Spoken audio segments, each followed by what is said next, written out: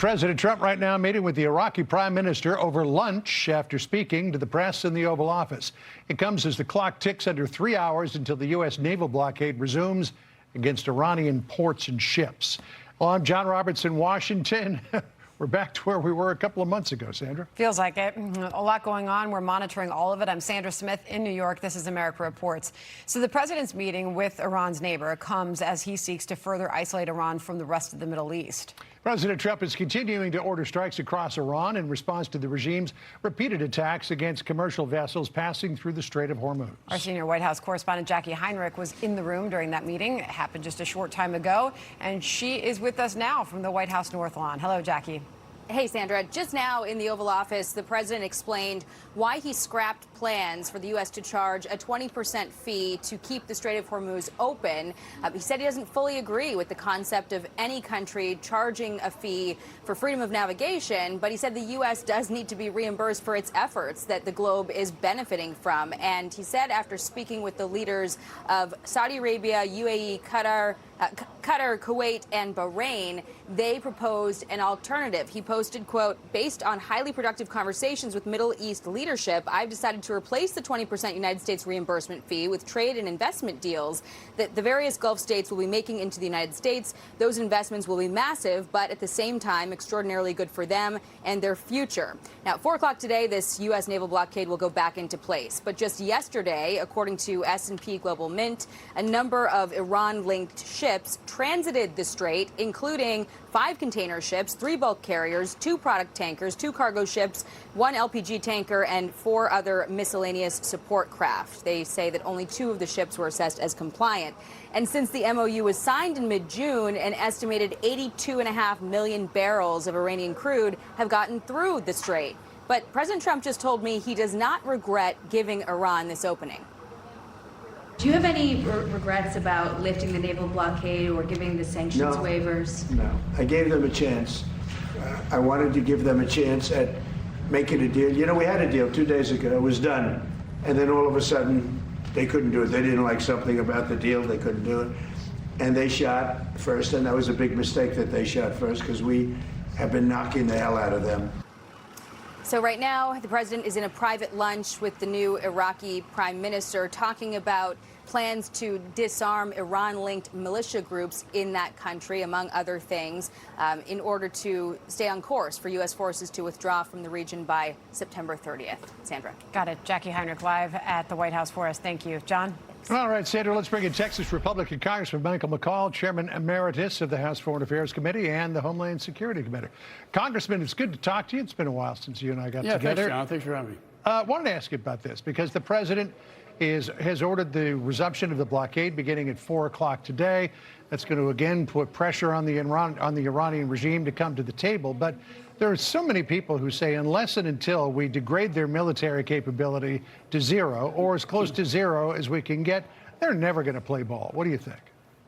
Well, I tend to agree with your assessment. I think the president was correct in giving negotiations a chance before an all-out war. But to your point, frankly, I don't trust this regime. I've never been sanguine about the negotiations being successful. I think what needs to be done in addition to the blockade, which we were successful last time with it, we should do it again. But we need to take out, just like I just got back from Ukraine, they have the same problem with Russia, is to take out the launch pads from which they are launching these Shahed drones that are targeting oil tankers in the Straits of Hormuz. That is where we could be most effective. We can disarm them so they cannot conduct any more foul play in the Straits. We can effectively open it and move forward. I also like the idea of replacing the 20% toll or fee that Iran was doing with a better idea, and that is the Gulf states helping to finance this effort rather than the American taxpayer. Yeah, and President Trump talked about that, actually investing in America. We'll get to that in just a second. But as you know, CENTCOM has been hitting Iran nightly, and not just in the area of Bandar Abbas and around Strait of Hormuz, but further inland as well, some pretty significant IRGC facilities. But unless there's regime change, is anything going to change? This is your colleague, Congressman Tim Burchett of Tennessee, what he said about regime change. It's not ever going to end until we get down to we get a regime change down to somebody that we can do business with. And they're going to have to get away from the religious leaders, I think, and get a military leader to run the country. So in terms of regime change, the president said, well, we've had regime change because there are different people who are in charge now, but it's really, I mean, it's just kind of another iteration of the same old thing. Should we turn back to Israel, do you think, in terms of this idea of refreshing the leadership? Because they're pretty good at doing that. Yeah, I do think that was the original goal of this whole operation. Netanyahu sold it that way. They hit the bunker with the Ayatollah and his top leadership.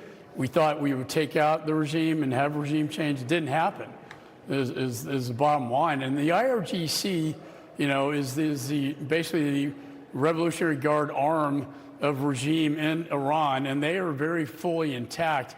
And to put this in perspective, the Ayatollah, when he took over from the Shah, infiltrated what was the equivalent of the IRGC and allowed him to take power. I think as long as we're dealing with a continuity of governance, if you will, of the Ayatollah's regime, we're going to continue to have this problem. So I actually agree with my colleague, Mr. Burchett. We don't always agree on everything, but I think he's right about this one, because we're going to constantly have them negotiating in bad faith and not wanting to resolve this conflict. And so I think Israel, to your point, has the Mossad. They are fully embedded in Israel. I'm quite frankly surprised they haven't done more towards this effort of regime change. Yeah, well, I think they haven't, because President Trump has sort of been waving them away from that. But who knows? Maybe it's time to renew that program. So let me come back to this idea that the president was floating. He said 20% fee on ships to help pay for U.S. security. The president's rationale is, hey, we don't even use oil that comes out of the Persian Gulf to any great degree, maybe 1 or 2% of our national oil supply. So why should the U.S. foot the bill for all the other ships that have to transit through it? He has since changed that. But I thought it was interesting that what the president said prompted this response from Iraqi, the foreign minister of Iran, who said, POTUS is absolutely right. Whoever provides secure and safe passage of commercial vessels through the Strait of Hormuz should be compensated for this service. Iran has always been the guardian of the Strait and will remain so forever. 20% is, of course, too much. We will be fair. So, first of all, since when has Iran ever been, quote, the guardian of the Strait? And then secondly, these guys are like the mafia. They're trying to extort people for protection money.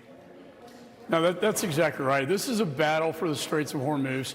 I agree with you. I don't like validating this idea of a 20% toll on ships going through. So if it doesn't make it right if we do it, and we thought it was wrong when they did it.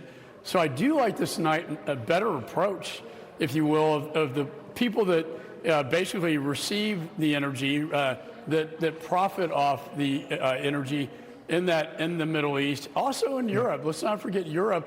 50% of their energy comes out of the Straits of Hormuz as well. I think they should be contributing to the price of this. But I like the new strategy, the new tactic. Certainly the Gulf nations don't have our military, but they have the financing and the wherewithal to make this happen. All right, well, we'll see if it does happen. The president also said he's going to go after Pickaxe Mountain, which I know is going to be of interest to our next guest. Chairman McCaul, thanks for being with us. Appreciate it. Thanks, John. Be sure to like and subscribe for all the Fox News latest on YouTube, and catch full shows streaming now on Fox One.